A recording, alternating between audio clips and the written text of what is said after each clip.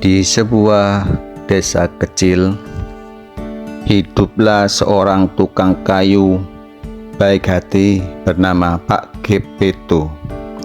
Suatu hari, Tuan Cheng Ho, seorang pedagang kayu terkemuka, memberikan sepotong kayu dewandaru kepada Pak Gepeto.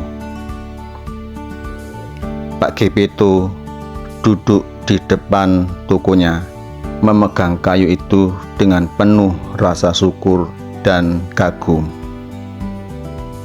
Pak Gepeto berkata, "Kayu ini sangat istimewa. Aku harus membuat sesuatu yang benar-benar spesial darinya." Lalu Pak Gepeto membawa kayu itu masuk ke tokonya dan mulai bekerja dengan penuh semangat. Hari berganti hari, namun Pak Gepeto tidak kenal lelah. Dia bekerja dari pagi hingga larut malam, menciptakan sebuah boneka dari kayu tersebut. Akhirnya, setelah berhari-hari mengukir dan membentuk, Pak Gepeto menyelesaikan karyanya. Boneka kayu berbentuk anak lelaki kecil telah tercipta dengan indah. Pak Gepeto dengan tersenyum bangga melihat hasil karyanya. Pak Gepeto berkata, "Aku akan memberimu nama Pinocchio. Semoga kelak kamu bisa menjadi anak yang baik dan berbakti." Pak Gepeto memberikan sentuhan terakhir pada boneka itu, memberinya mata, hidung, dan mulut. Namun, tiba-tiba sesuatu keajaiban terjadi. Berkat bantuan seorang peri, boneka Pinocchio diberikan nyawa sehingga bisa bergerak, berbicara, dan bertingkah laku seperti layaknya seorang manusia.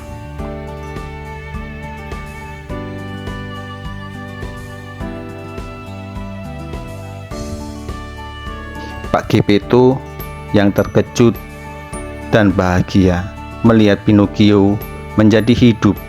Mereka berdua merayakan keajaiban tersebut dengan penuh sukacita. Pak Gepeto berkata dengan harunya, "Pinocchio, kamu adalah anugerah yang luar biasa bagiku. Ayo kita jelajahi dunia bersama-sama."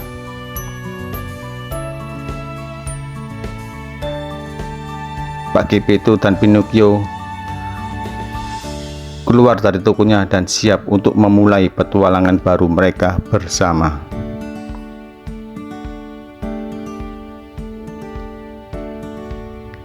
Keesokan paginya, Pak Gepeto terbangun dengan suara gemerisik di ruang tamunya. Dia kaget ketika melihat Pinocchio, boneka kayu yang dibuatnya, berdiri di hadapannya dengan tatapan penuh kehidupan. "Selamat pagi, Bapak Gepeto. Saya Pinocchio, boneka kayu yang telah Anda ciptakan." "Pinocchio, kamu benar-benar hidup. Aku begitu bahagia melihatmu," jawab Pak Gepeto. Pak Gepeto dan Pinocchio pun berpelukan dengan penuh kasih sayang. Setelah itu, Pak Gepeto menjual hewan ternaknya ke pasar dan dengan uang tersebut membelikan Pinocchio peralatan, pakaian, tas, dan beberapa buku.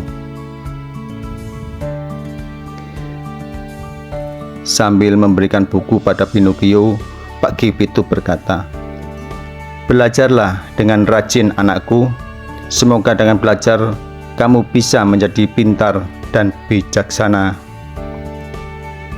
Dengan antusias, Pinocchio berkata, "Terima kasih, Bapak. Aku akan pergi ke sekolah dan belajar dengan giat." Pinocchio pun berangkat ke sekolah.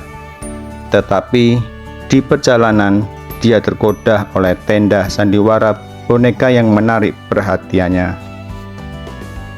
Pinocchio masuk ke dalam tenda sandiwara dan terpesona oleh pertunjukan di dalamnya.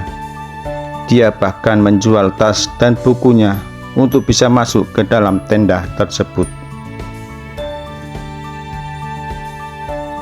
Dengan kagum, Pinocchio berkata, "Betapa menariknya sandiwara ini. Aku ingin menjadi bagian dari pertunjukan ini." Pinocchio pun ikut bermain di atas panggung,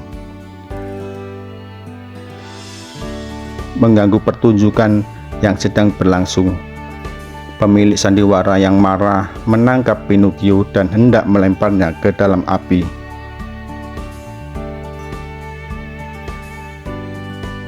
Dengan nada marah, pemilik sandiwara berkata, "Kau sudah merusak pertunjukan kami. Kau pantas dibakar." Sambil menangis, Pinocchio berkata, "Maafkan aku, Tuan. Aku tidak bermaksud membuat masalah. Aku janji akan belajar dengan rajin jika kau memaafkanku." Pemilik sandiwara yang iba akhirnya membebaskan Pinocchio dan memberinya beberapa keping uang emas sebagai penghargaan. Pinocchio kemudian berjanji pada dirinya bahwa ia akan menjadi lebih baik dan tidak akan mengulangi kesalahannya. Di tengah perjalanan pulang, Pinocchio bertemu dengan dua anak laki-laki, Andra dan Hendra, yang memberinya saran untuk menambah banyak uang. Andra berkata, "Hai Pinocchio, jika ingin uang emasmu bertambah, tanamlah uang itu di bawah pohon ajaib di hutan.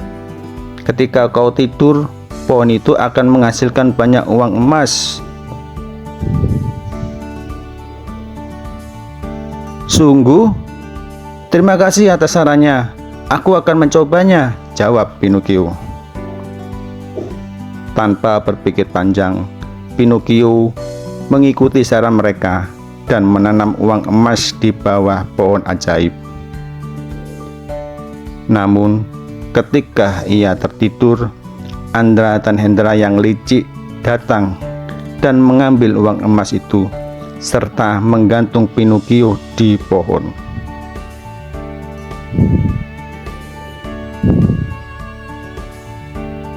Ketika bangun, Pinocchio berteriak, "Tolong, tolong, aku terjebak."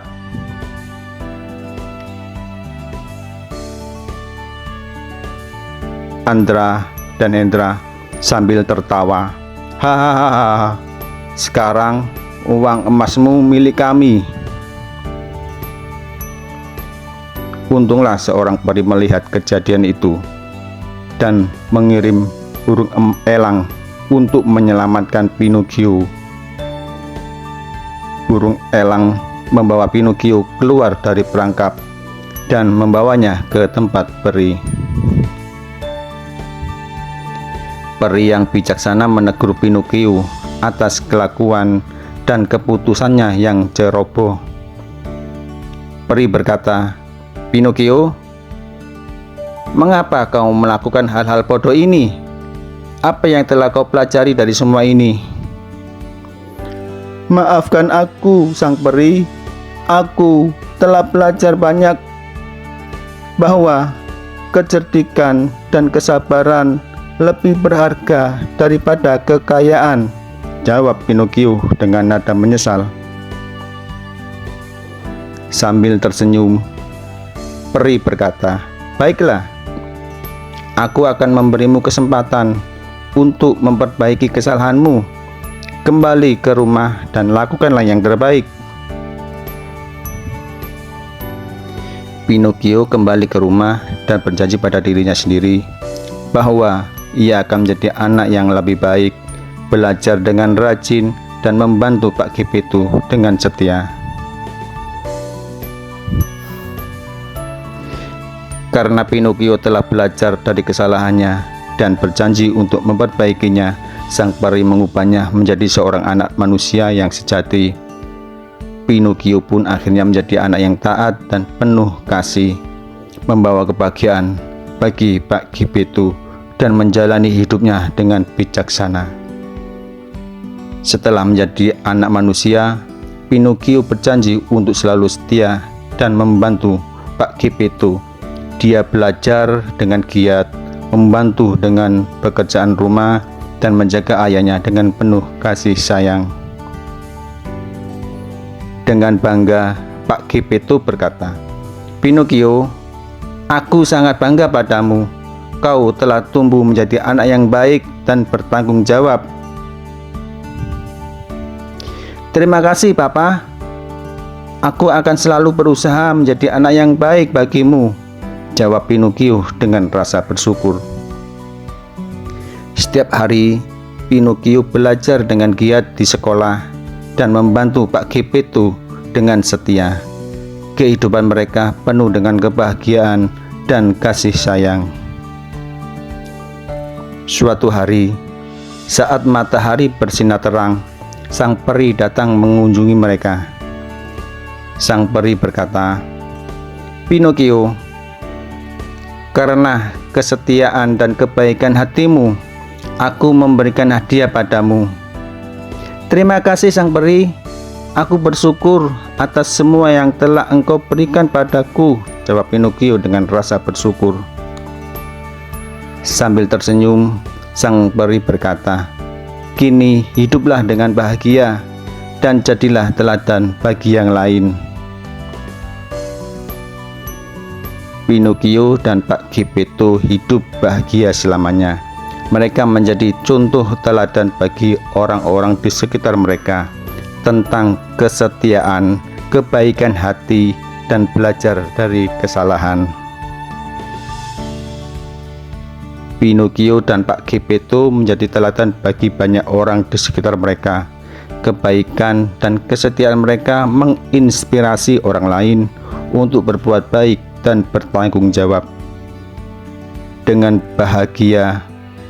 kebahagiaan abadi yang diberikan oleh sang peri, Pinocchio dan Geppetto hidup bahagia selamanya, menjadi teladan bagi orang-orang di sekitar mereka tentang pentingnya kehidupan, kesetiaan, dan belajar dari kesalahan.